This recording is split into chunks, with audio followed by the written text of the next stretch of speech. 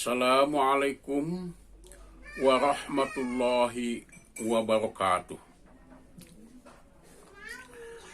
Pada kesempatan perkuliahan matkul ilmu akhlak dalam buku saya ini, ilmu akhlak halaman 19 sampai 47 dan yang lainnya. Saya akan membahas satu, landasan normatif, norm, aturan yang mengikat. Dua, landasan filosofis, yakni mengandalkan rasio akal pikiran. Dan tiga adalah metodologis, metode deskriptif, mana yang paling baik cara-cara untuk mengeluarkan tentang akhlakul karimah dan akhlak madmumah. Sekarang saya akan membahas lebih dulu tentang landasan normatif, yakni aturan yang mengikat. Aturan-aturan yang mengikat itu dalam ajaran Islam adalah aturan-aturan yang ada di dalam Al-Quran dan hadis atau sunnah Nabi Shallallahu Alaihi Wasallam. Dalam Al-Quran ada firman Allah Subhanahu Wa Taala, wa innaka la'ala khuluqin azim. Sesungguhnya engkau Muhammad ada di dalam akhlak yang agung. Kemudian landasan normatif di dalam hadis atau sunnah Nabi Shallallahu Alaihi Wasallam, ada sebuah doa ketika bercermin, yakni Allahumma kama hasanta khalqi fahasin khuluqi.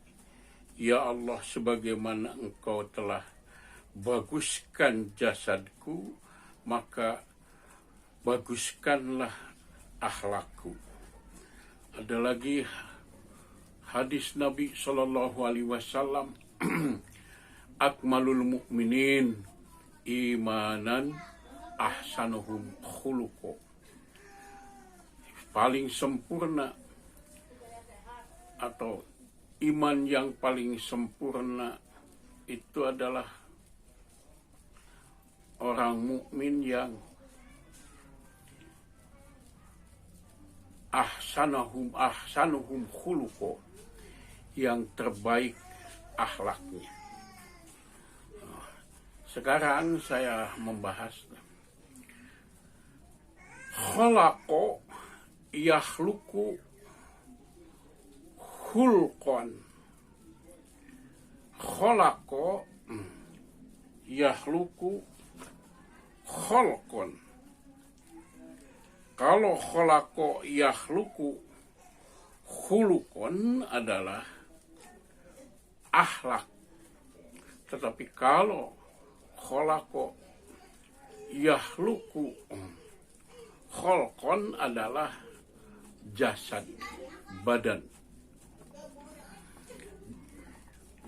Manusia itu adalah terdiri daripada jasad dan ruh. Ruh itu lebih mulia daripada jasad. Di dalam bahasa Sunda ada kata-kata jisim kuring. Jisim itu artinya badan. Kuring artinya adalah ruh. Jadi manusia itu terdiri daripada jasad dan ruh. Tetapi ruh manusia lebih mulia daripada jasadnya. Faida qala ta'ala fil Qur'anil Karim, a'udzubillahi samii'al minasyaitonir rajim. Allah berfirman, fa idza sawaituhu fanafahtu min ruhi. Ketika Adam kuciptakan, firman Allah, sudah menjelma badan manusia, maka kami, Allah, tiupkan ruh kami. Kata-kata min ruhi, dari ruh kami, padahal jasad badan itu dari Allah. Maka menurut Mufasir ini adalah kata-kata ruhi. Ruh itu lebih mulia daripada badan. Jadi akhlak itu lebih mulia daripada badan. Sekalipun jasadnya baik, gagah, seperti Abu Lahab, Abu Bapak Lahab cemerlang. Abu Lahab itu kasep, gagah, tetapi akhlaknya busuk. Jadi akhlak itu lebih mulia daripada jasad. Saudara-saudara seiman, seislam, dan seihsan,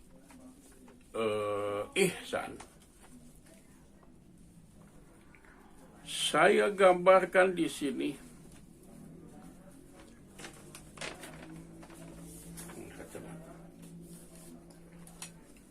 maaf nih.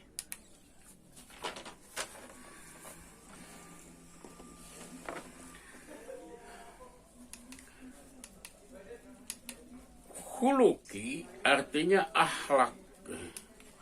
Yang terpuji disebut akhlak mahmudah, dan yang tercela disebut akhlak madmumah. Bila keduanya dikerjakan secara terpaksa atau memaksakan diri atau terpengaruh sehingga berat mengerjakannya, maka belum dapat disebut akhlak. Tapi yang disebut akhlak itu mengerjakan kejahatan atau kebaikan seakan tidak disengaja, tanpa pikir panjang karena sudah menjadi adat kebiasaan. Oleh karena itu, pendidikan akhlak bukan hanya memberi pengetahuan perbedaan jelek dan baik, bukan hanya meninggalkan kejahatan melakukan kebajikan, tetapi kebiasaan yang tumaninah sehingga terasa enteng, ringan, tidak merasa berat, tidak terpaksa, dan apalagi mengerjakannya tidak. Jadi apabila mengerjakannya tidak sesuai dengan akhlaknya, tentu terasa tidak mengenakan dirinya. Orang yang memberikan hartanya belum tentu disebut dermawan, sebab bisa jadi yang tidak memberi itu ada keinginan untuk memberi, tapi tidak punya bahannya. Gitu. Orang yang memberi pun belum tentu disebut akhlakul karimah, sebab memberi itu ada udang di balik batu. Akhlak adalah perilaku perbuatan yang dilakukan dengan mudah, disengaja, dan sudah mendarah daging, baik akhlak terpuji atau akhlak tercela. Keberadaan suatu bangsa karena akhlaknya yang mulia, dan apabila akhlaknya sirna, tentu bangsa itu lenyap binasa. Jadi kalau akhlakul karimah bangsa ini sudah lenyap, maka tutuplah usia bangsa ini. Itu jadi sekali lagi terpaksa mengerjakan sholat karena diperintah oleh atasan, walaupun berat, walaupun terpaksa, tetap mengerjakan sholat sedekah, memberi kepada orang lain. Apalagi sekarang memberi kepada orang lain itu beras, makanan, minuman, tapi terpaksa karena malu oleh orang lain. Itu belum menjadi akhlak. Begitu. Tapi kalau memberi makanan, minuman, memberi sedekah zakat, memberi makanan, minuman, buah-buahan, memberi air mentah secara tidak terpaksa, tidak terpengaruh oleh orang lain, maka itu disebut akhlak. Sudah ringan, sudah mendarah daging, sudah menjadi malakah, maka itu adalah oleh karena itu, kalau pekerjaan jelek itu sudah menjadi akhlak, maka akan sulit merubahnya. Tapi walaupun demikian, sulit itu bisa seperti binatang buas. Walaupun akhlaknya buas, tetapi bisa diperlunak. Walaupun harimau singa itu buas, ular itu buas, memang sukar ya, dari buas kepada baik, tapi bisa itu harimau, singa, binatang buas, ular itu jadi linek, menjadi tidak buas gitu ya, karena diberi makan, minum itu dari sejak kecil. Tapi akhlak yang jelek itu sukar untuk merubahnya jadi baik. Harus hijrah. Hijrah itu dari baik, dari jelek kepada baik. Dari tidur subuh, hijrah kepada sholat subuh. Begitu. Dari ngebluk, hijrah kepada bangun subuh. Kalau bangun subuh itu sudah ringan, tidak berat, tidak terpaksa, tidak terpengaruh oleh orang lain, maka itu sudah menjadi akhlak. Sebaliknya, bila waktu subuh itu terus saja tidur enak-enakan, tiba ngekepan dina impian, maka itu pun kalau sudah menjadi akhlak, sukar merubahnya bangun subuh itu. Ya.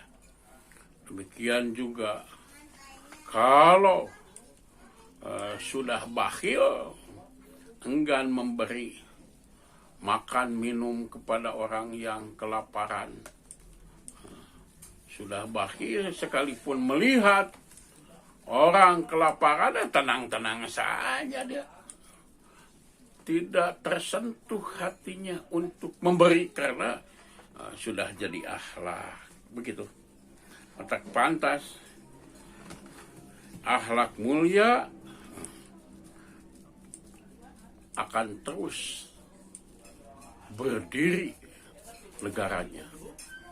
Akhlak madmumah akan hancur lebur negaranya. Baik, sekarang setelah saya janjikan kemarin makna moral, susila, dan etika. Moral berasal dari mores. itu adalah bahasa Yunani, artinya adat kebiasaan, prinsip tindakan atau perilaku baik atau buruk. Susila, nah ini ya, su baik dan sila dasar. Jadi susila itu adalah aturan hidup yang baik, dasar-dasar aturan budi pekerti atau kaluhungan budi. Susila artinya wajar sesuai dengan ide-ide umum, tindakan baik atau tindakan jelek. Itu adalah susila yang memang tidak ada di dalam buku ilmu akhlak saya. Itu makna susila, mohon dicatat saja oleh Anda ya. Sekali lagi, susila artinya wajar sesuai dengan ide-ide, tindakan baik atau tindakan jelek ya. Su baik, sila dasar. Kemudian etika dari kata etos bahasa Yunani yang mempunyai arti adat, kebiasaan, prinsip, tindakan yang benar, perbuatan manusia yang diketahui baik buruknya oleh akal pikiran. Eticus, ada eticus. Etika itu dari eticus adalah perilaku yang baik dan buruk. Tolok ukurannya, kalau etika Islam adalah Al-Quran dan hadis Nabi Sallallahu Alaihi Wasallam yang disebut tadi oleh saya norma. Ini ya, KH Abdurrahman, guru saya di pesantren ini, menjelaskan bahwa akhlakul karimah itu ada 4 akhlakul karimah itu. Tolong dicatat saja nih. 1, akhlakul karimah itu sesuai dengan jiwanya. 2, akhlakul karimah itu dorongan ilmu. 3, akhlakul karimah itu nyata dalam perbuatan. Dan 4, akhlakul karimah itu adalah kuat dalam melakukannya. Akhlakul karimah sesuai dengan jiwa, sebab bila tidak sesuai dengan jiwanya terasa malas dan berat dalam melaksanakan. Baik akhlak yang buruk atau akhlakul karimah terpuji. Umpamanya berat sekali ya untuk wudhu itu karena tidak sesuai dengan jiwanya. Tapi kalau sesuai dengan jiwanya, mau sholat itu dalam ajaran Islam itu kan, kalau orang lain rajin-rajinlah mencuci tangan. Nah, dalam Islam itu sudah menjadi akhlakul karimah. Jangankan mencuci tangan, mencuci anggota wudhu, bahkan seluruh tubuh juga harus mandi pada hari Jumat.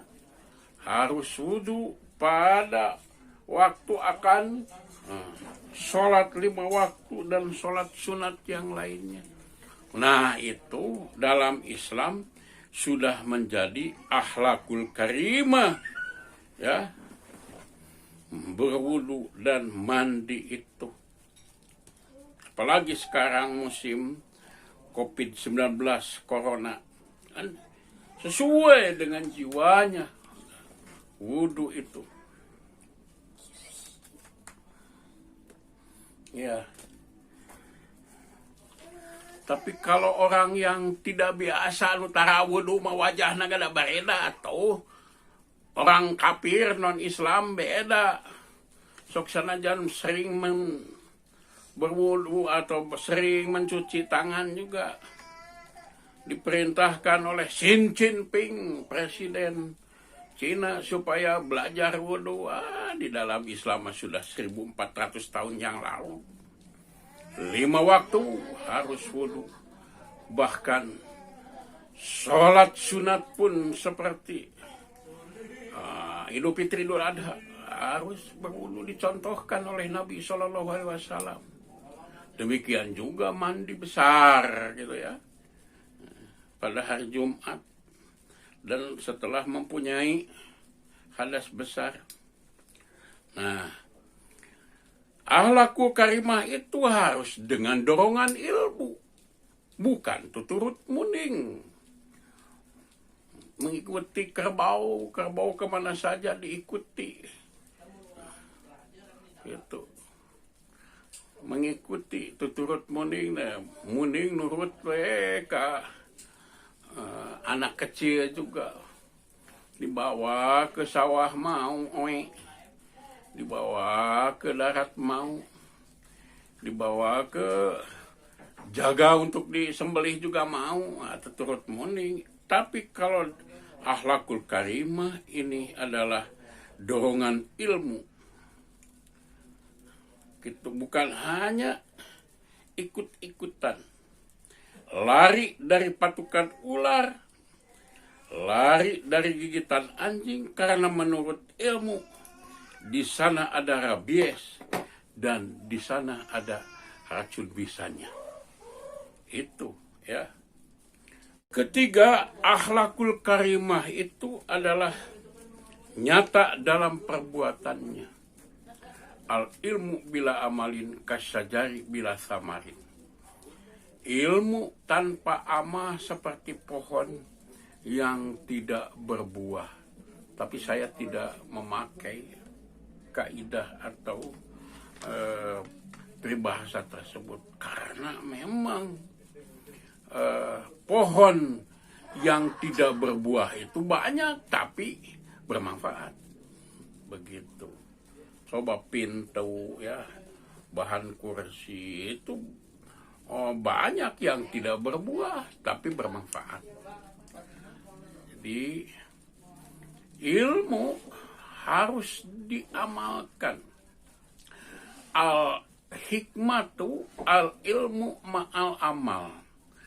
Hikmah itu adalah ilmu yang disertai dengan perbuatan. Bukan hikmah kalau punya ilmu tapi tidak diamalkan, atau dia menyebarkan ilmu, dia tidak mengamalkan, orang yang lain mengamalkannya, maka itu juga bukan hikmah, ilmu yang disertai dengan amal. Ya, seperti Anda memasak kue, dari rencana membuat kue, belanja ke pasar sesuai dengan ilmu, kemudian dipasak, diiris-iris, dimasukkan ke dalam wadah, dimasukkan pakai air dan lain sebagainya, memasak sedemikian rupa sesuai dengan ilmu, itu adalah hikmah. Itu. Dan setelah selesai memasak juga sesuai dengan ilmu. Tapi kalau tidak sesuai dengan ilmu, maka itu adalah bukan hikmah dan bukan akhlakul karimah. Jadi karena akhlakul karimah itu nyata dalam perbuatannya. Kemudian akhlakul karimah itu yang terakhir, kuat dalam melaksanakannya. Sekalipun sudah cukup yang tadi itu sesuai dengan jiwa, dorongan ilmu, ya, nyata dalam perbuatannya, tapi tidak kuat melakukannya karena badannya, karena tidak ada bahan untuk sedekah zakat infaknya. Itu harus kuat ya.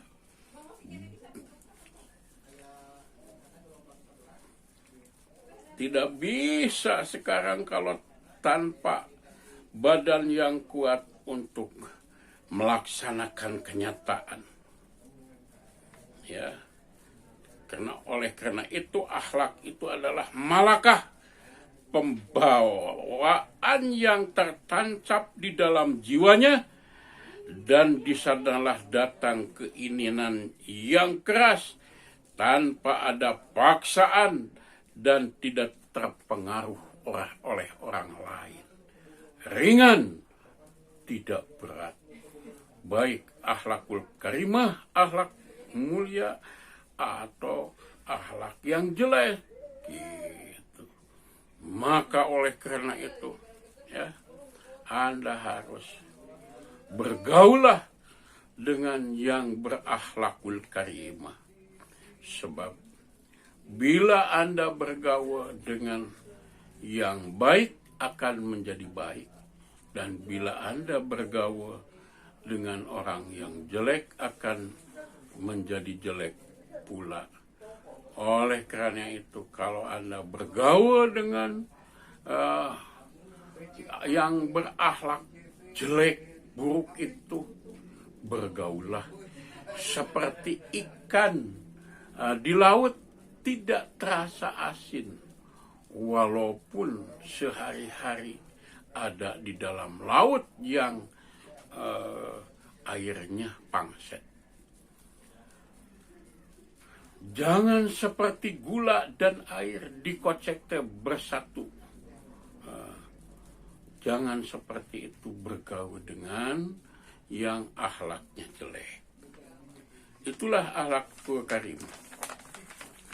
Sekarang saya akan menerangkan menurut guru saya Kahai Abdurrahman, ada tiang akhlakul karimah. Membangun tiang akhlakul karimah ada 3 tiang itu ya. 1, akhlakul karimah tiangnya itu adalah ilman yakinian. Membedakan perkataan jujur dan bohong. Mana yang hak dan mana yang batil. Bisa membedakan amal soleh dan amal salah. Bisa amal soleh dan amal toleh. Membedakan antara ular dan belut. Itu adalah tiang akhlakul karimah.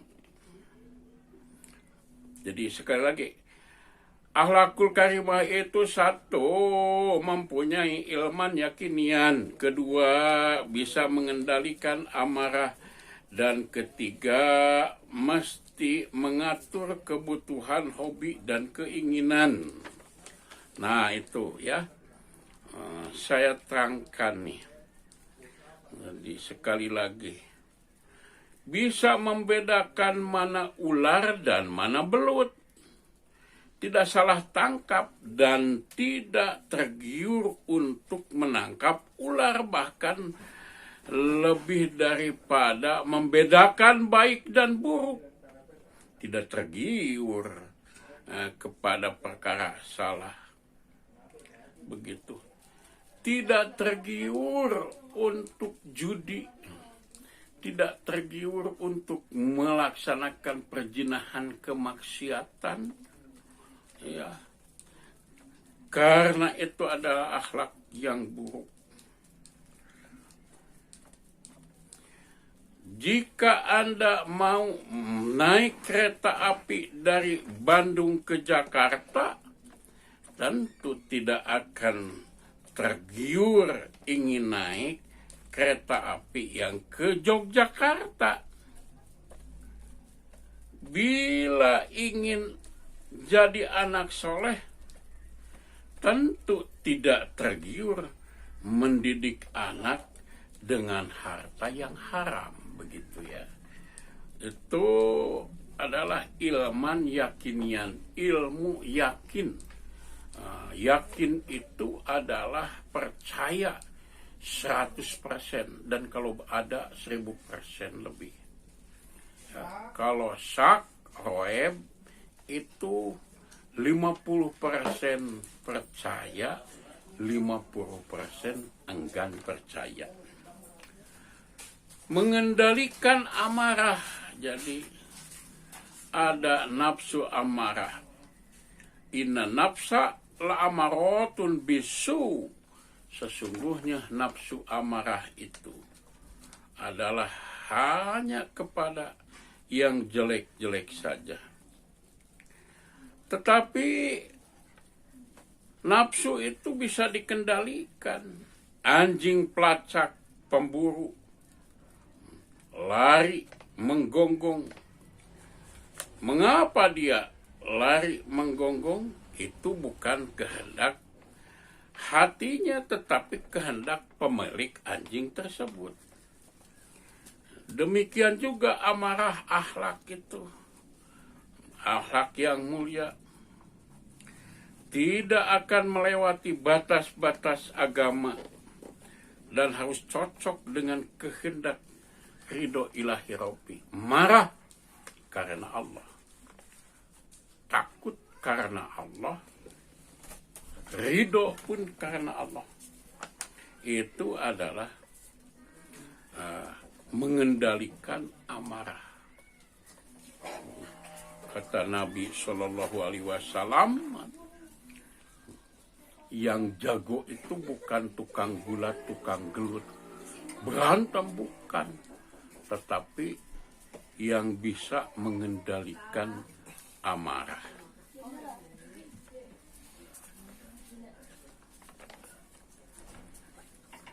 Kemudian tiang akhlakul karimah itu yang ketiga adalah mesti mengatur kebutuhan hobi dan keinginan. Keinginan sandang, pangan, papan, dan dipan harus sesuai dengan pendapatan. Jangan besar pasak daripada tihang.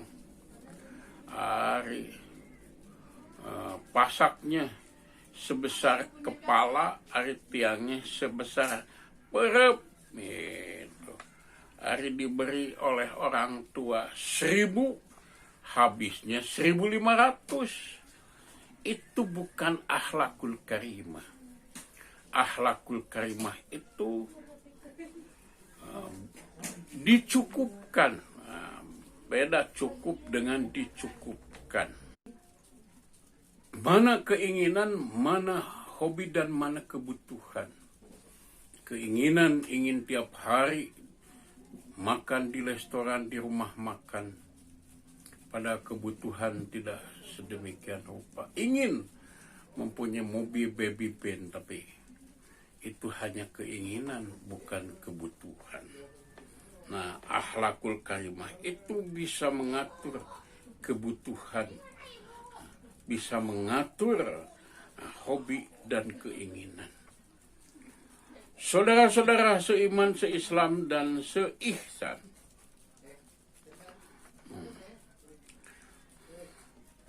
mengapa sejak zaman dulu tidak ada orang yang memberi nama Qarun, tidak akan ada yang memberi nama Abu Lahab? Karena Abu Lahab, Qarun, Abu Jahal itu postur tubuhnya gagah, kasep, ya, ganteng, tetapi akhlakul karimahnya sangat-sangat buruk.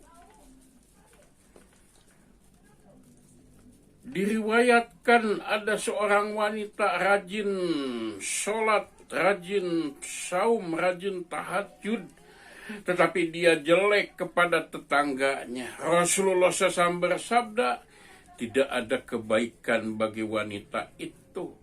Ia ahli neraka. Jadi tidak cukup dengan hablum minallah, harus dibarengi dengan hablum minannas. Oleh karena itu tolak ukur baik dan buruk tentu saja harus merujuk kepada Allah dan Rasulnya, kepada Quran dan Sunnahnya. Akhlak dalam Islam itu tidak bisa disamakan dengan moral, etika, dan susila. Akhlak lebih luas maknanya. Akhlak mencakup pula kepada yang berkaitan dengan sikap lahir, batin, dan pikiran. Akhlak mencakup berbagai aspek, dimulai akhlak kepada Allah, akhlak kepada makhluk, kepada manusia, kepada alam lingkungan, kepada air, tanah, udara, binatang, tumbuh-tumbuhan, akhlak kepada malaikat, kepada setan, kepada jin. Itu dalam Quran surat Yasin ayat 71. Barangkali untuk pertemuan sekarang sekian dulu. Jangan lupa saya tugaskan Anda untuk menjawab pertanyaan pada halaman 47 ditambah dengan apa makna susila itu, ya, terangkan oleh Anda. Sekian, billahi fi sabil haq wal afu minkum. Allahu yakhudhu bi aidina ila ma fihi khairun lil Islam wal muslimin. Akhirul kalam. Assalamualaikum warahmatullahi wabarakatuh.